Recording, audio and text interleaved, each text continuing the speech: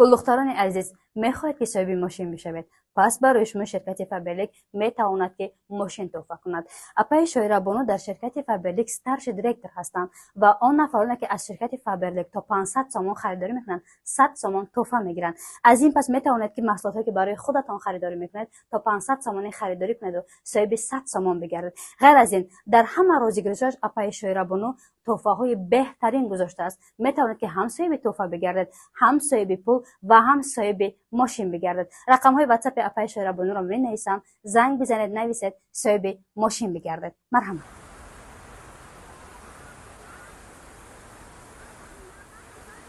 همین زبایدلا در همین زنگ میزنم، تلفنم نمیگیره. باید پوژن میشته، لیکن تلفنم نمیبرداره.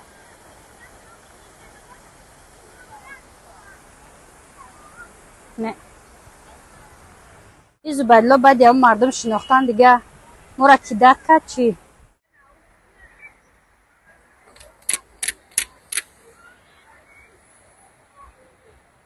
ای دختر خر کرده با سایما یا سایما دیدیم.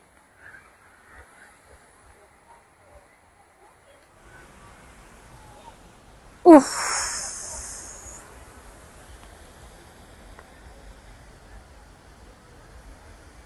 نمیبرداره تلفنشه.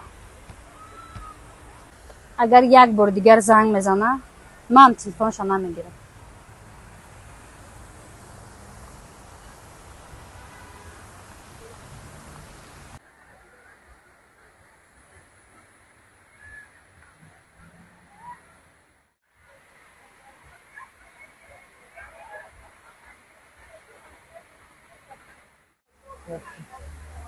سلام علیکم.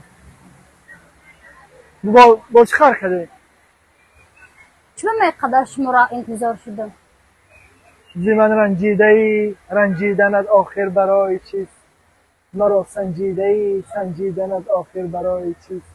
مگر باور نداری من تو را دارم در این دنیا، غم و دردی دلت نالیدنت آخر برای چیست؟